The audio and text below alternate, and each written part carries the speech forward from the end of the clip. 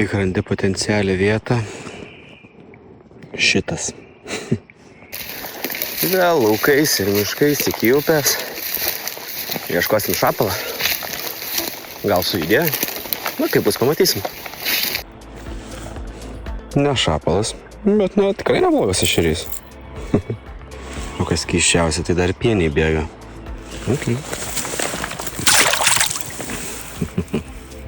Šapalų kol kas neradau, bet antras batonas. Šitas jau tikrai batonas. Ta prasme, jeigu ir šiandien pasibaigtų, nebūtų blogas.